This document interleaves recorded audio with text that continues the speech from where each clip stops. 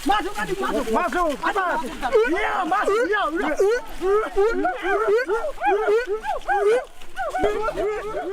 Kayu besi rawa sepanjang 17 meter ini disiapkan untuk membuat salib.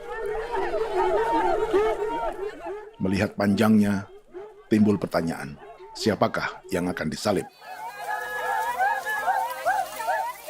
Siapapun itu, pasti sesuatu yang lebih besar dari mereka. Tapi Frankie Woro, Casimilus Awe, dan warga suku Auyu di Papua Selatan ini tak akan melukai siapapun. Mereka memakai salib ini sebagai tanda perlawanan.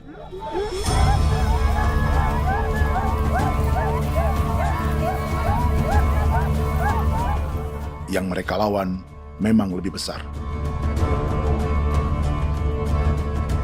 yaitu pemerintah Republik Indonesia. Pemerintah sedang mengincar 2,5 juta hektar hutan orang Papua untuk proyek tanaman industri pangan dan energi.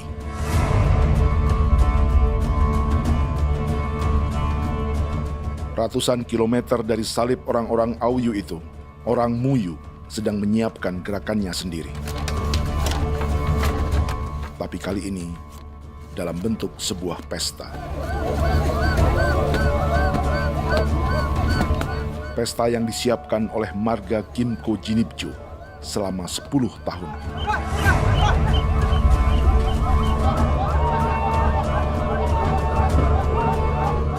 Sosok di marga ini adalah Willem Kimco, orang asli Papua yang tak punya kartu identitas kewarganegaraan manapun.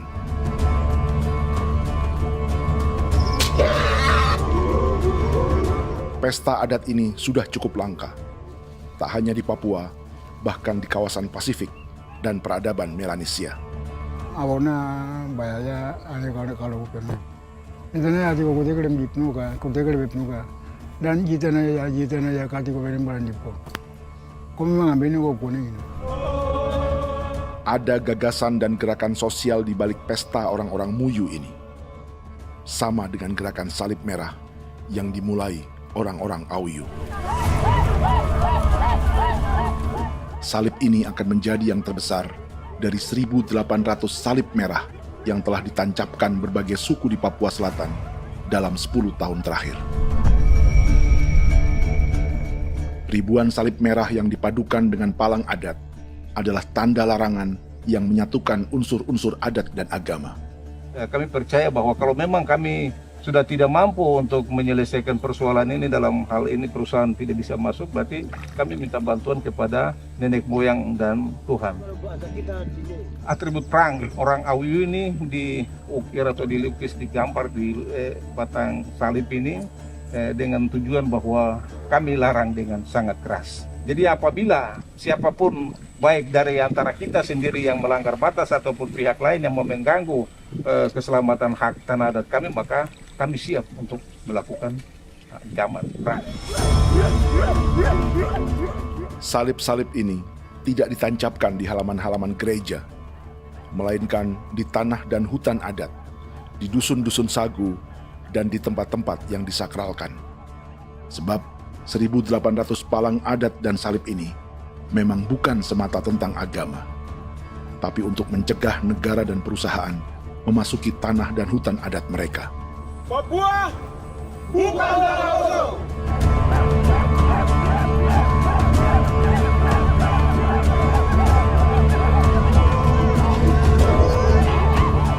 Di zaman TikTok ini, kami ingin menceritakan semua ini lewat film yang pendek.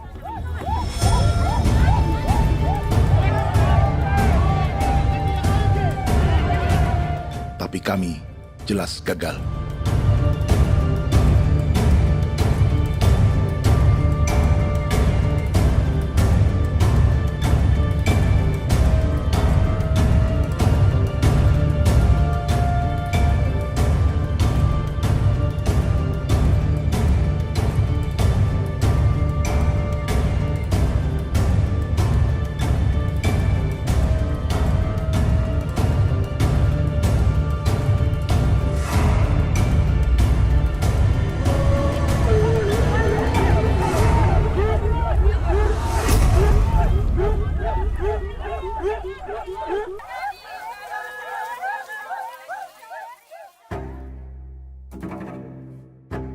Di planet ini, ada 5 pemilik hutan hujan tropis terluas yang tersisa.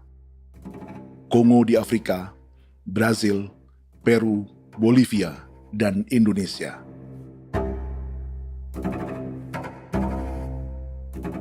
Di Indonesia, satu-satunya pulau yang hutannya masih terjaga adalah Papua, pulau terbesar kedua di dunia setelah Greenland. Lewat sejarah kolonialisme yang panjang, pulau ini kini dikuasai 2 negara. Bagian barat oleh Indonesia yang juga dikenal sebagai West Papua, dan bagian timur menjadi Papua Nugini. Dan tepat di perbatasan ini, di bagian Indonesia, sedang terjadi proyek pemusnahan hutan terbesar di dunia.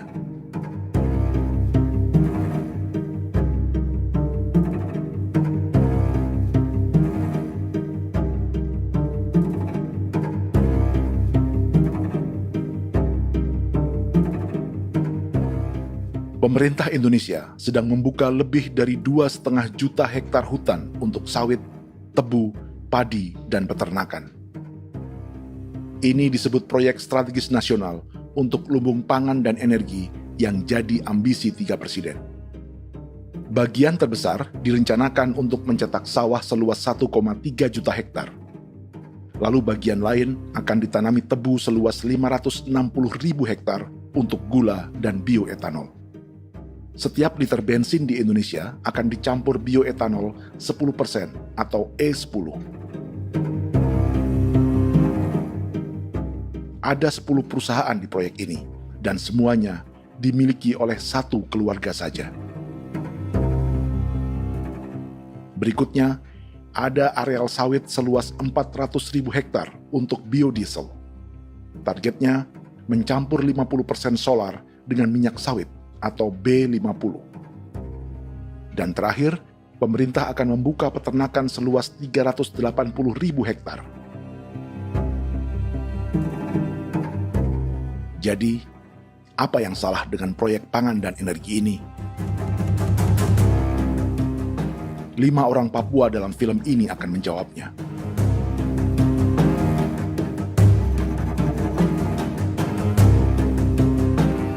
Yang pertama adalah Yasinta Moiwen dari suku Marin.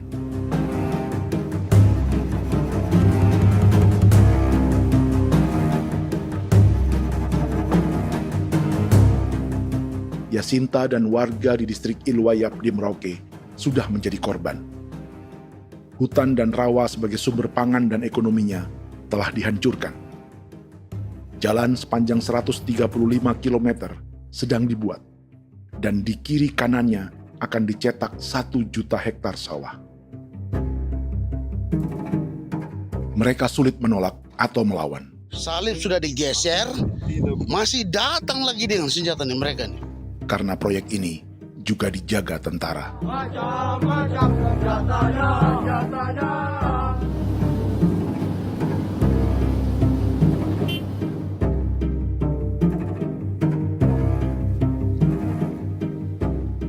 Yang kedua adalah Natalis Buer di distrik Tanah Miring, Merauke.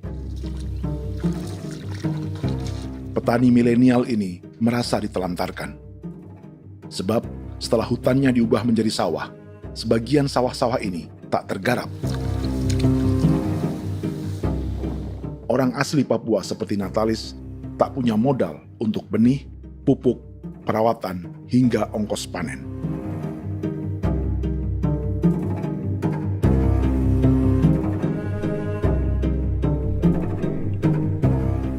Orang ketiga adalah Vincent Kuipalo dari suku Yenan di distrik Jagebob, Merauke.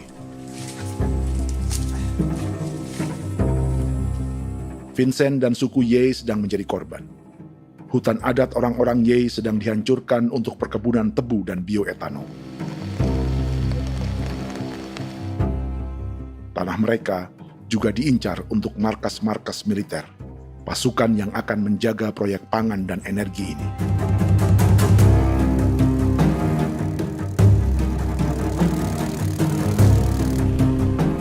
Yang keempat adalah Frankie Woro dari suku Auyu di distrik Fofi, Kabupaten Bovendigul. Hutan dan tanah mereka terancam perluasan perkebunan sawit untuk campuran biodiesel atau B50. Orang-orang dari suku Auyu ini adalah calon korban. Merekalah salah satu pelopor gerakan Palang Adat dan Salib Merah. Meski kadang berseberangan dengan gereja yang mereka anggap lebih mendukung pemerintah dan perusahaan. Mereka bahkan sedang merencanakan gerakan yang lebih besar, dengan salib yang lebih besar. Tanah milik Somu Sobisiba itu bahwa tanah ini diciptakan oleh Tuhan dan memberikan warisan kepada kami. Kami ini hanya hak jaga.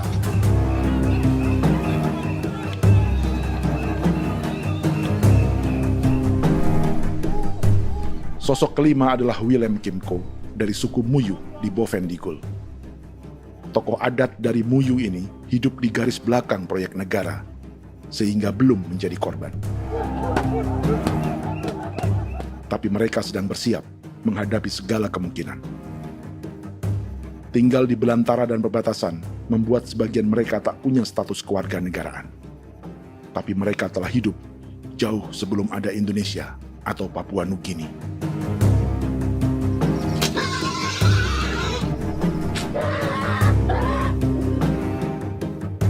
Kelimanya mewakili jutaan orang asli Papua yang sedang terancam eksistensinya. Jika kita merasa kepunahan peradaban Neanderthal di Eropa, Aztec dan Inca di Amerika, atau aborigin di Australia adalah sejarah masa lalu, film ini menceritakan bagaimana pemusnahan sebuah bangsa dan kepunahan sebuah peradaban sedang terjadi di masa hidup kita.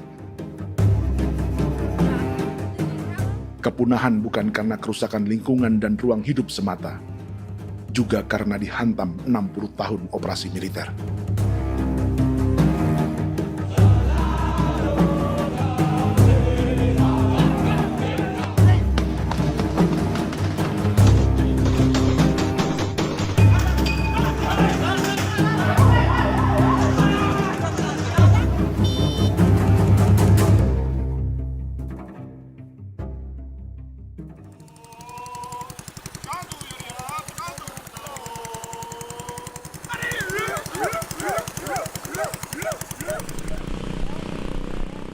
Frankie Woro dan orang-orang Auyu sedang berburu.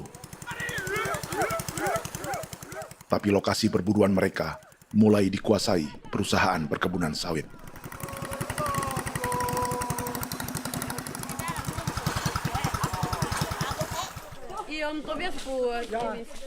Kita akan menuju arah ke Inabusu. Di sana kami akan masuk di wilayah konsesi perusahaan PT Indo Asiana Lestari, dan di situ ya ada survei-survei mereka yang mereka pernah lakukan, tapi juga kami ada lakukan tanda-tanda saksi di sana.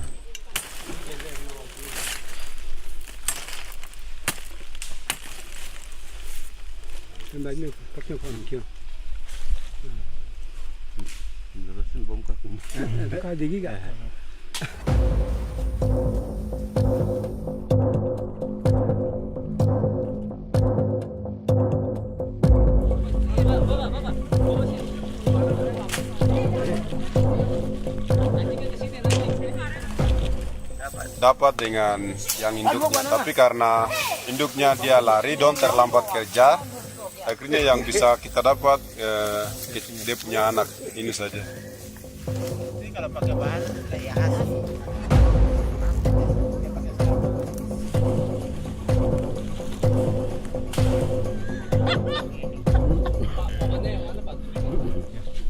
Pohon ini pohon bitanggur, dia punya kayu ini kita biasa gunakan untuk kerja perahu, dan juga kulit depu getanya itu kita pakai untuk kerja ini, panah-panah ini lem, jadikan lem ini, panah-panah. Hutan ini adalah supermarket bagi suku Auyu. Juga lumbung pangan atau bank untuk menyimpan deposito kekayaan alam. Hutan juga tempat yang penuh dengan sejarah suku, situs budaya, dan tempat-tempat sakral. Inilah yang sedang mereka pertahankan dari incaran pemerintah dan perusahaan. Untuk semua alasan ini, mereka menancapkan ribuan salib merah.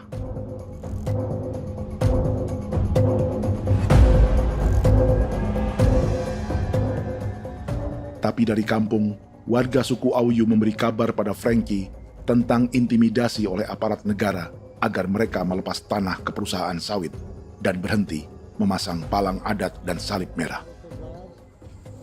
Ada beberapa titik yang saya sudah siap, tetapi di sini emergensi dari saya, terutama di Kampung Sokangon, PT Damai Timber.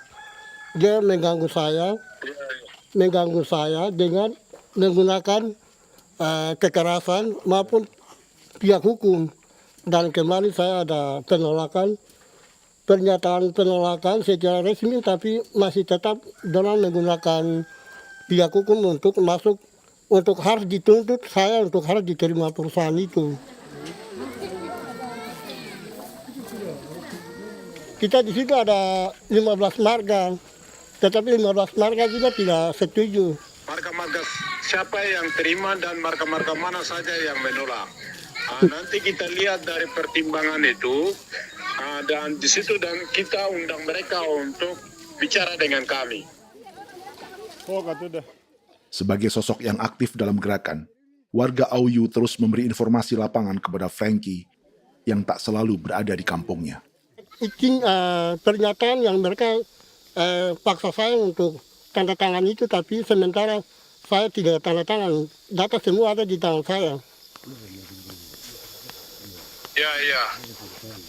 Baik, kalau gitu itu lebih bagus karena tanda tangan itu yang berbahaya. Iya. Tanda tangan itu yang lebih berbahaya karena sekarang ini modern dan canggih, dan itu yang mereka biasa pakai untuk tipu muslihat. Mereka biasa pakai itu di tanda tangan itu. Betul. Dari Bambisa juga di Sofia dia masuk untuk memaksakan kami marga untuk harus menerima perusahaan itu. Tapi kemarin kami sudah menolak. Babinsa di sini nama bosku. Itu yang sekarang strategi militer yang sekarang mereka pakai. Jadi yang penting masyarakat itu yang benar-benar mau menolak siap dukung ketua marga siapa yang nanti tampil. Ini adalah peta konsesi sawit untuk biodiesel dalam proyek strategis nasional.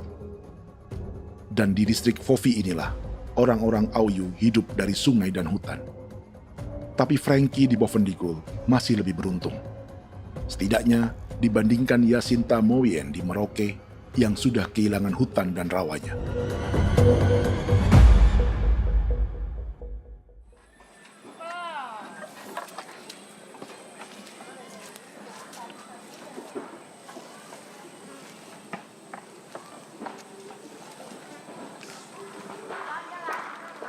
Yasinta dari suku Marin adalah petani sayur di Kampung Wanam, distrik Ilwayap, Merauke. Memanfaatkan lahan yang ada, ia berkebun dan menjual hasilnya ke pasar kampung. Ini ekonomi warga di Wanam untuk menghasilkan uang, lalu memberi barang kebutuhan yang tak bisa mereka produksi sendiri. Tapi kehidupan sebenarnya ditopang oleh ekosistem hutan dan rawa. Inilah sumber pangan utama dan peradaban mereka.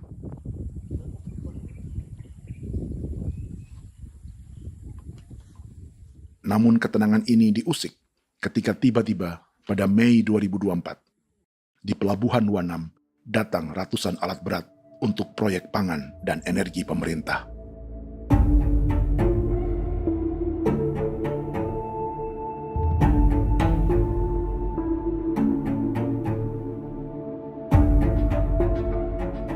Kami masyarakat setempat kami tidak tahu. Kami kaget pagi-pagi kapal sudah ada di pelabuhan kami.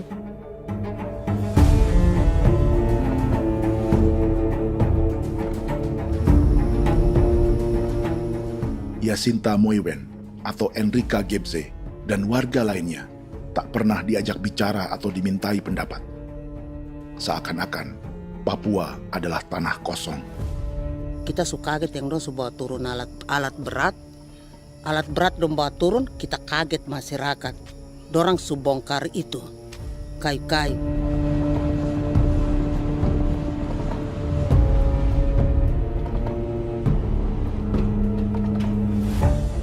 Bersamaan dengan alat-alat berat itu, juga berdatangan tentara Indonesia untuk mengawal proyek pembukaan hutan milik Jacinta.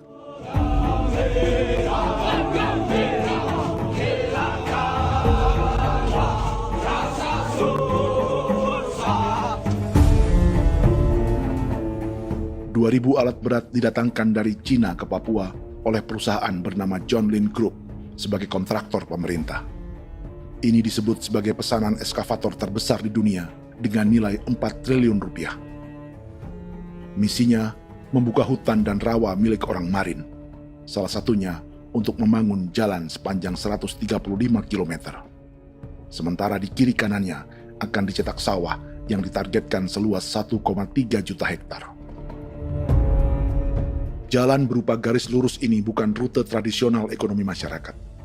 Jalan ini akan menghubungkan kawasan perkebunan sawit dan tebu di sebelah timur, juga untuk mobilisasi pasukan militer. John Lin Group adalah perusahaan yang dimiliki Andi Samsudin Arsyad atau yang dikenal dengan Haji Isam. Sebagian orang mengenalnya sebagai pengusaha yang hobi balapan mobil.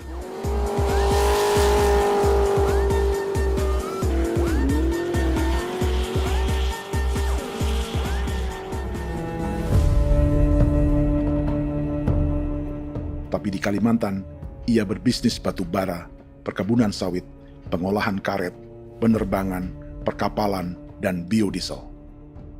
John Lin Group kini juga menjadi pemilik perkebunan tebu dan pabrik gula terbesar di Indonesia. Sayapnya melebar dari Kalimantan hingga ke Bombana, Sulawesi Tenggara. Perkebunan tebu, pabrik gula, dan industri bioetanol inilah yang juga sedang dikembangkan di Papua. Foto ini adalah momen ketika Isam bersama kerabatnya, Menteri Pertanian Amran Sulaiman dan Menteri Pertahanan Syafri Samsudin meluncurkan program biodiesel atau B50 di Kalimantan Selatan. B50 artinya setiap 1 liter solar, 50%-nya akan dicampur minyak sawit. Perusahaannya, PT John Lin Agroraya, menjadi salah satu pemainnya.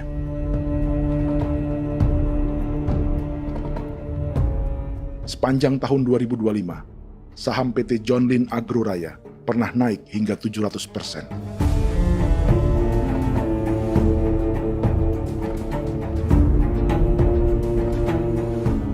Perusahaan sawitnya yang lain, PT Pradiksi Gunatama, sahamnya bahkan pernah naik 4.000% hanya dalam 1 tahun. Dari harga saham ini saja, nilai kekayaan keluarga Isam diperkirakan mencapai 100 triliun rupiah lebih, menjadikannya salah satu keluarga terkaya di Indonesia dan salah satu pemain penting industri bioenergi. Dan di Papua Selatan inilah sebagian sawit-sawit untuk mendukung program B50 akan ditanam. Inilah tanah orang-orang Wambon, Muyu, Marin, Yei, atau Auyu seperti Frankie Ward.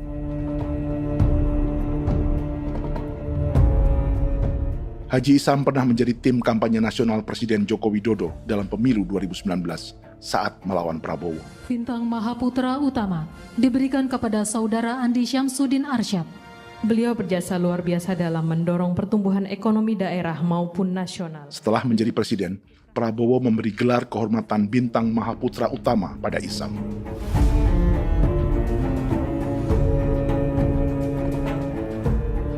Sejumlah menteri Prabowo, juga kerabat dan orang-orang yang pernah bekerja di perusahaan Isam.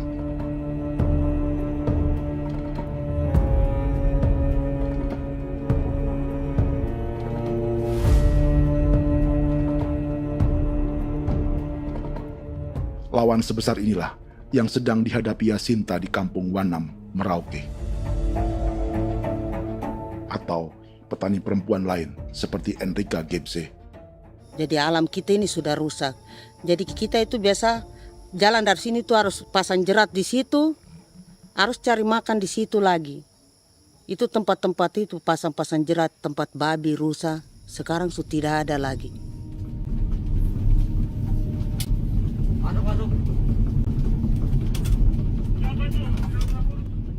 Rekaman ini memberi gambaran bagaimana Kasuari kehilangan rumah di bekas hutan dan rawa yang telah dibabat.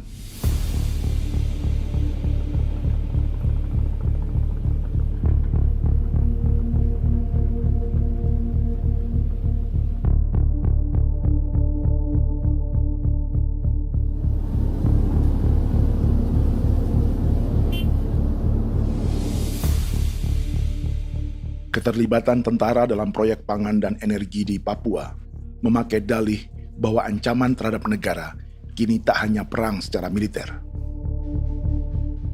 tapi juga melalui pangan dan energi. Kementerian Pertahanan pun terlibat karena proyek ini dianggap operasi militer selain perang. Jadi tugas kamu adalah menjaga sumber cadangan pangan nasional. Macam-macam senjatanya, Proyek ini menambah panjang alasan mempertahankan kehadiran tentara di Papua dalam 60 tahun terakhir. Saat ini, jumlah tentara Indonesia di Papua mencapai 56.000 personel, atau ada 1 tentara untuk setiap 100 orang Papua. Bandingkan dengan rata-rata nasional, di mana hanya ada 1 tentara untuk 696 penduduk Indonesia. Itu belum termasuk polisi. Artinya, 1 orang Papua dijaga lebih banyak senjata dari rata-rata penduduk Indonesia. Tanah dan hutan diambil secara sepihak untuk kepentingan pembangunan batalion dan bandar antariksa. Ini bentuk perampasan masyarakat. Penolakan kehadiran markas-markas militer terjadi di sejumlah tempat di Papua. Tak hanya karena trauma dan ketakutan, juga karena mengambil tanah-tanah adat.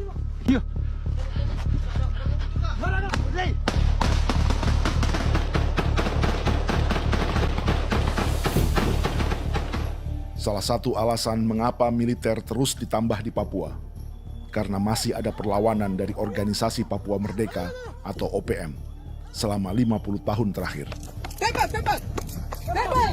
Ayo.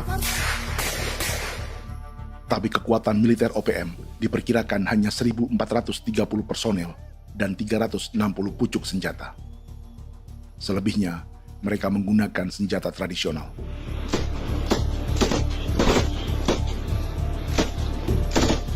Dengan demikian, kekuatan tentara dan polisi di Papua 58 kali lebih besar dari gerilyawan Organisasi Papua Merdeka.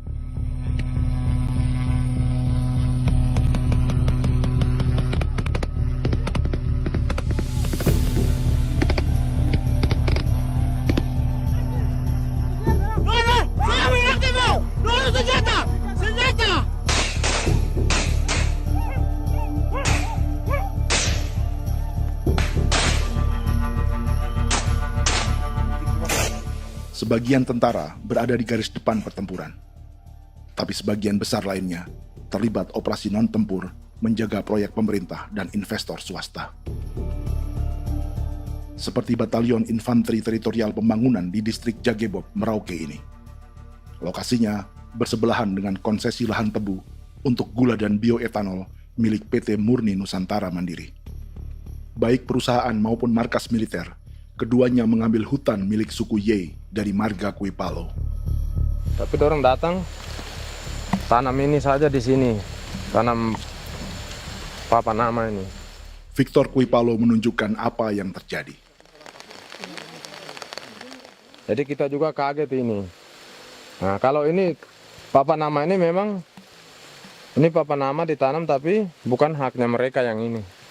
Ini hak kami di sini, hak dusun kami, marga Kuipalo yang punya hak dusun ini. Setelah memasang patok, alat berat mulai bekerja untuk membangun markas militer di tanah orang Ye.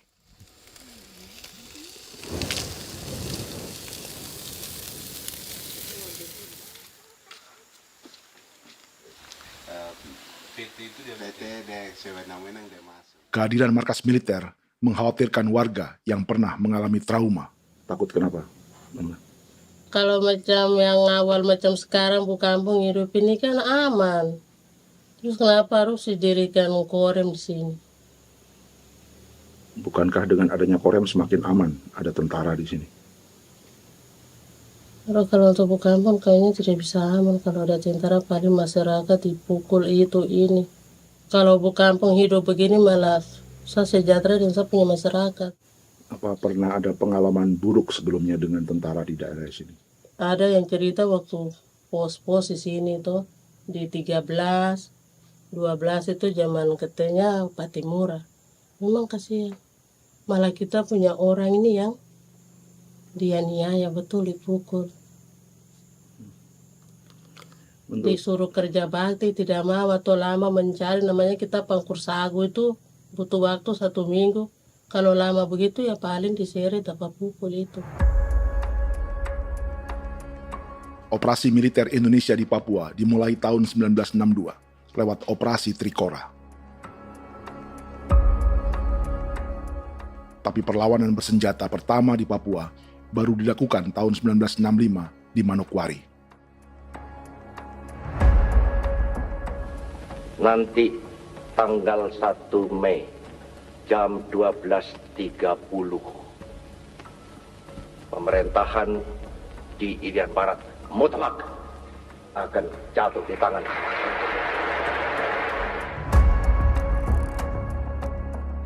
Sejak itu, selama 60 tahun, operasi militer untuk menaklukkan Papua terus dilakukan. Salah satu operasi militer paling berdarah adalah Operasi Wibawa untuk memenangkan Indonesia dalam jajak pendapat tahun 1969. 643 orang tewas di Paniai.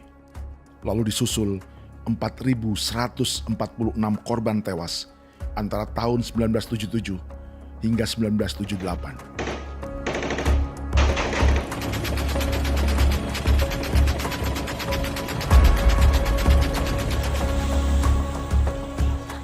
Operasi militer ini menimbulkan gelombang pengungsian hingga kini. Dewan Gereja Papua mencatat 103.000 orang menjadi pengungsi pada tahun 2025 dan nyaris tak diberitakan media-media Jakarta.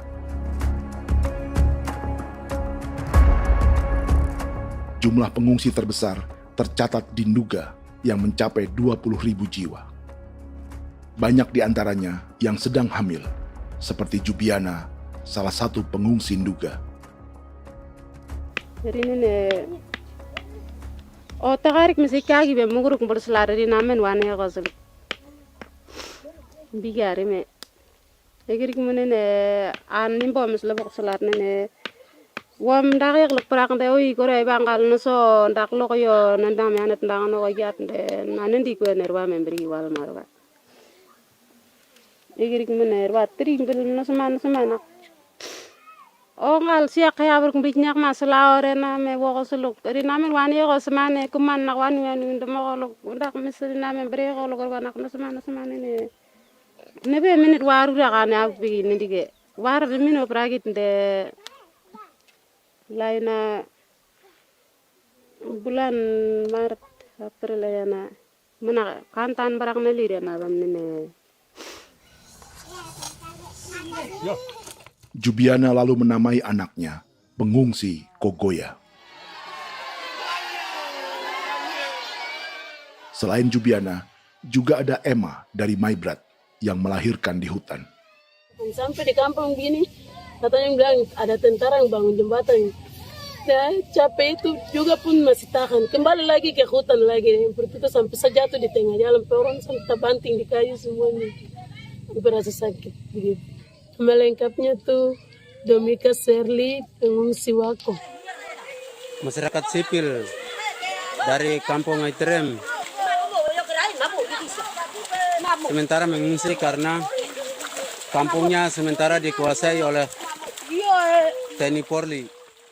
Seratusan ribu pengungsi di Papua saat ini jauh melampaui jumlah yang mengungsi ke Papua Nugini tahun 1984, yaitu 10.000 orang karena menghindari operasi militer.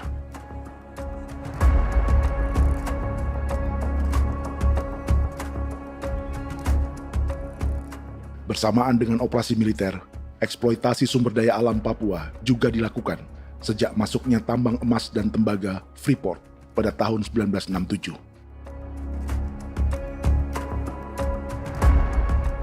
Disusul perkebunan sawit awal tahun 1980-an. Lalu ada perburuan buaya untuk diambil kulitnya. Sebelumnya, ada eksploitasi gas alam di Teluk Bintuni, pencarian besar-besaran kayu gaharu, atau pembukaan hutan tanaman industri. Ini belum termasuk perburuan dan perdagangan ikan arwana di selatan Papua, penebangan kayu merbau dari hutan-hutan Jayapura, emas di Blok Wabu Intan Jaya, bahkan nikel di pulau-pulau kecil Raja Ampat.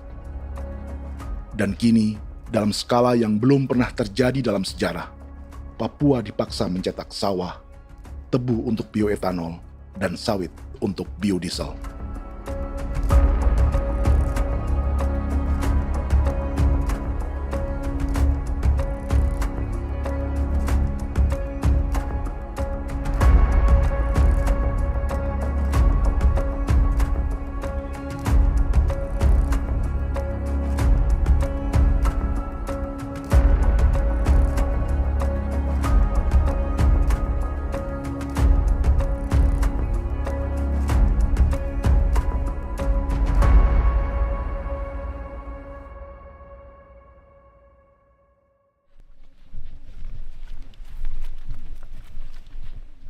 Inilah yang sedang menimpa keluarga Vincent dan Victor Kuipalo di Merauke. Hutan mereka diambil untuk markas militer dan industri perkebunan, PT Murni Nusantara Mandiri. 1 dari 10 perusahaan yang diberi konsesi untuk menanam tebu dan memproduksi gula serta bioetanol seluas 52.000 hektar.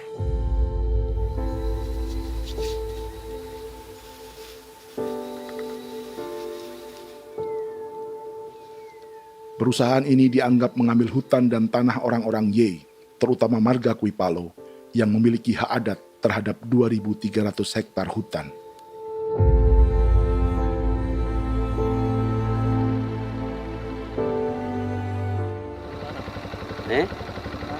Tentara? Tentara. Oh iya, tentara.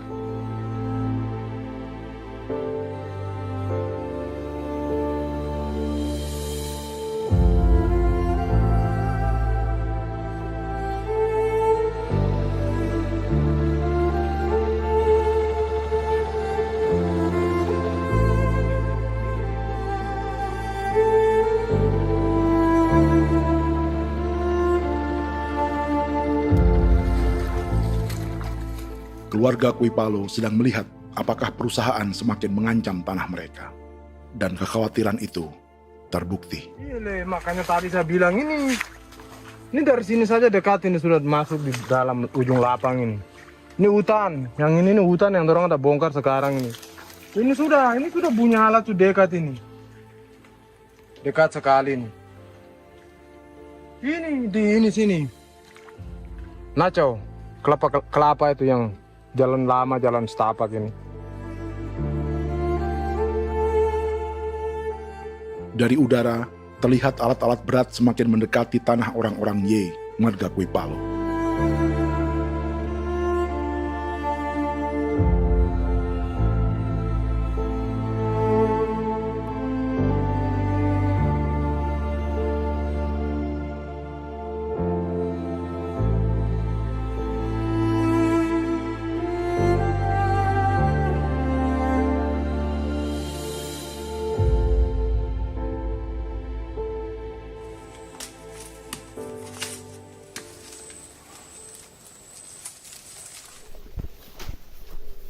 Keesokan harinya, Victor dan kerabatnya memberi tanda cat merah di pohon-pohon yang berada di batas tanah mereka.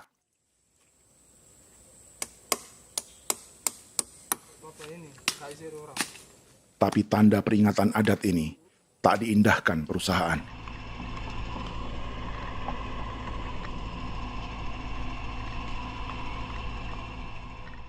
Dua bulan kemudian, perusahaan tetap memasuki tanah marga Kuipalo. Sama. Kami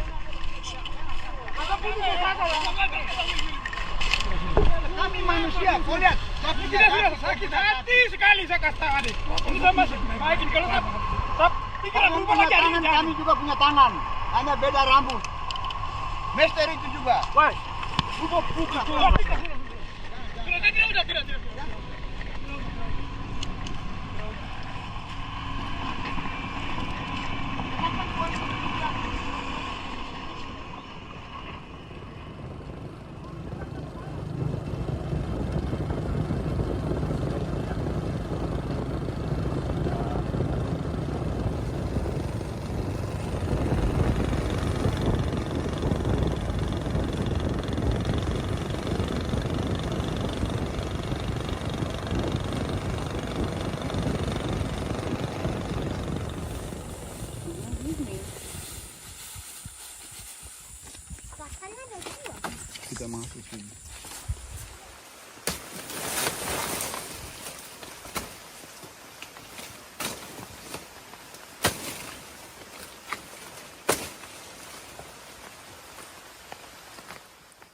Jadi ya untuk itu seperti saya katakan tadi, apakah lebih baik kita tidak usah ada kah atau bagaimana, kita pisahkan, pisahkah dari negara ini kah? Jangankan tuh, saya kemarin bicara sama Daniel, datang sama saya dengan persoalan Kodam ini. Saya bilang, Pak Daniel, kalau lebih baik saya ngungsi ke Papua Nugini. Dia bilang, aduh Bapak jangan begitu. Ya memang, kalau tidak bisa menghargai kami, lebih baik pilihan yang itu yang saya memilih. Lebih baik saya pindah dari sini. Saya mengungsi ke Papua Nugini, di negara tetangga. Masih di laut. Apa? Oh, ini. Saya bilang sama Kapolsek, Pak, Agustus ini, 17 Agustus saya tidak kasih naik bendera merah putih. Saya bendera ada, nanti saya taruh di meja. Bendera saya ada. Karena saya punya pikiran percuma kita ini merasa bahwa kita hidup di bawah naungan merah putih. Ternyata merah putih tidak lindungi kami. Tidak anggap kami sebagai kami rakyatnya. Dia lambang negara. Dan kami menghargai lambang negara itu. Ternyata lambang negara ini, kita bernaung di bawah lambang negara ini, kita tidak dilindungi. Hak kita tidak dihargai.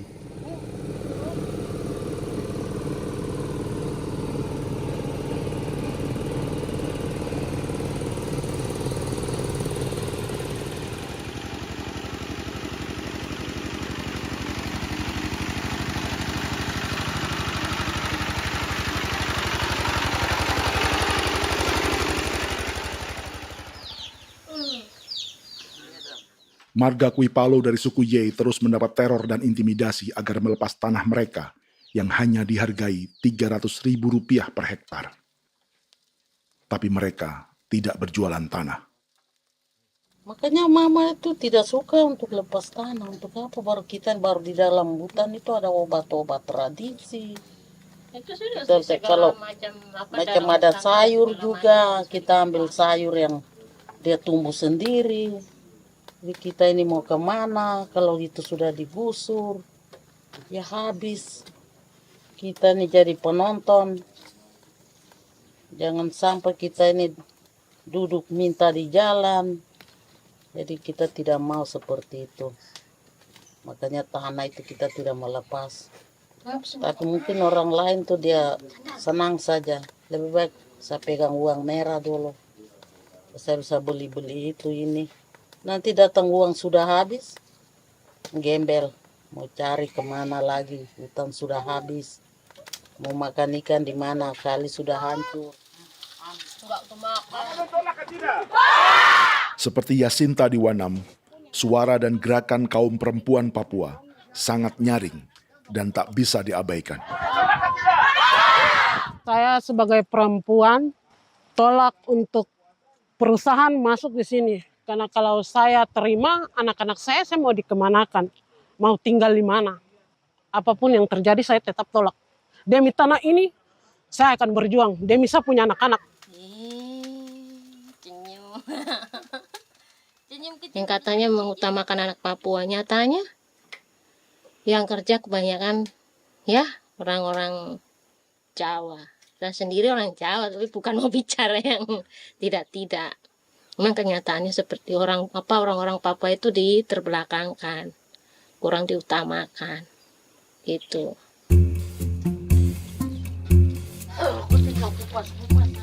Proyek food estate seperti mencetak sawah, bukannya tak diikuti warga Papua.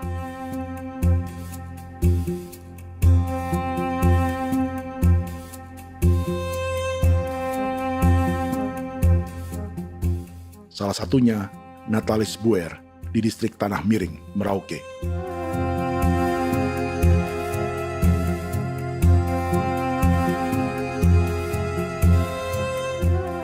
Setelah menghabisi hutan, pemerintah Indonesia mencetak sawah untuk tanaman padi karena beras mulai menjadi makanan pokok menggantikan sagu. Sebagian besar penggarapnya adalah warga transmigran yang datang sejak era 1980-an. Bahkan petani transmigran sudah ada sejak Belanda membuka proyek padi kumbe di distrik Kurik. Lokasi yang sering jadi langganan pejabat Indonesia memamerkan sawah di Papua. Tapi Natalis juga ingin belajar menanam padi atau bersawah. Namun ia kesulitan karena dibutuhkan modal untuk benih, pupuk, hingga pemeliharaan dan panen. Lalu sawah-sawah ini pun mulai dikuasai pendatang.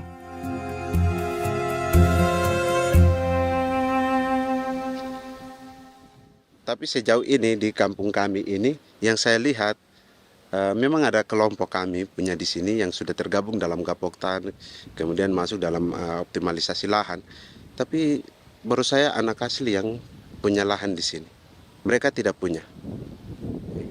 Pemerintah dalam hal ini adalah Kementerian Pertanian bersama-sama Kementerian Pertahanan yang dalam hal ini pada garis di bawahnya adalah TNI Angkatan Darat, memberikan support yang maksimal kepada masyarakat khususnya di Merauke dalam rangka. Saya kemarin habis 9 juta. 9 juta ya? Iya, 9 juta karena dia sudah tidak dipakai toh. Ya. Perempuan Papua seperti Filomina juga mau bertani. Pemerintah memberi bantuan Rp900.000 per hektar lewat program optimalisasi lahan atau OPLAH.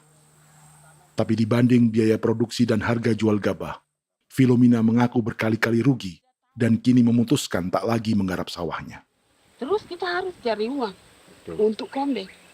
Betul. Karung kita beli. Karung beri sendiri lagi. Tenda kita beli. Ini dari yang offline ini don tidak siapkan. Tidak ada. Tidak ada ya, jadi mama don sendiri. Itu yang saya udah bilang, 900.000. Itu modal untuk kerja sawah ini. Mulai dari kerja sampai nanti panen. Panen. Wih, ngeri sekali. Iya, lucu toh? Tidak dapat itu. Betul, Mam. Kalau disuruh tanam ubi berhektar-hektar, mari datang. Kita tahu cara rawatnya bagaimana, iya. Tanamnya bagaimana, tanam model bagaimana supaya hasilnya model begitu. Kita tahu. Kalau yang ini kan kita baru belajar. Sebagian hutan milik warga Senayu di Merauke sudah dibuka untuk sawah dan kebun tebu oleh PT Global Papua Abadi. Proyek pertanian ini dikerjakan oleh Kodim Merauke. Mereka melepas sebagian tanah karena ingin belajar bertani. Saya punya nenek moyang tidak ajar saya tanam padi. Tapi saya mau berubah. Generasi saya yang berikut ini besok lusa tidak bisa makan pisang, sagu.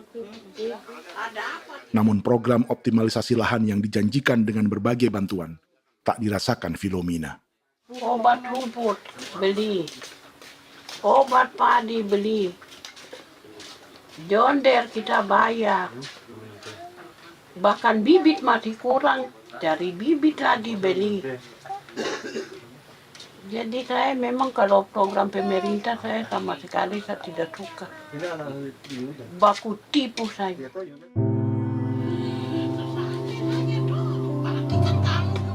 Mereka merasa ditinggalkan sendiri, jatuh bangun belajar bertani padi. Sementara sumber pangan dan air yang semula mudah didapat, kini telah berganti sawah dan kebun tebu. Dulu kita masih bisa jalan, nanti masak di kali, pakai air kali. Minum pakai air kali. Sekarang, kok mau masak? Tidak ada air. Air sudah susu, mau minum tidak bisa. Sudah dengan obat. Drone semprot tebu itu saja drone. Drone yang semprot. Saya lihat di itu. Jadi kita bukan drone yang terbang di atas untuk disemprot. Iya, ada semprot obat. Dong lempar pupuk di bawah ya dia mengalir ke kali. Mengalir ke kali, ke rawa-rawa.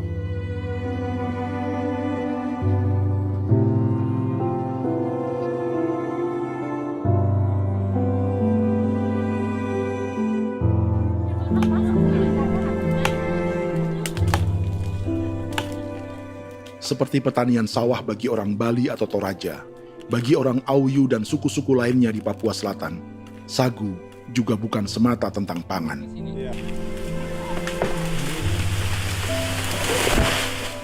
Bagi orang Auyu dan Marin, sagu adalah kerabat, sosok orang tua, sosok nenek moyang yang harus dijaga dan dilindungi. Lagi bikin apa mama ini mama? Pakai toko itu sagu.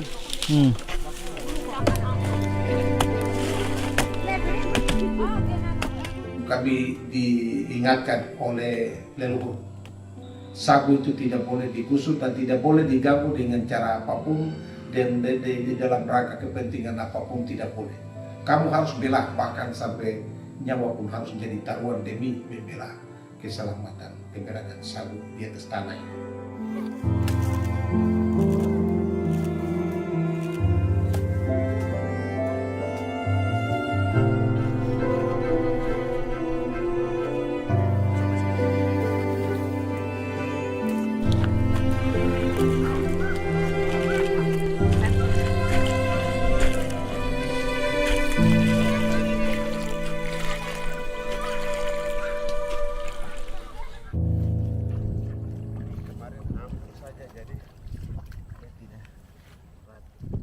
Menurut Natalis, pemerintah di Jakarta mendefinisikan lumbung pangan semata urusan beras dan mencetak sawah.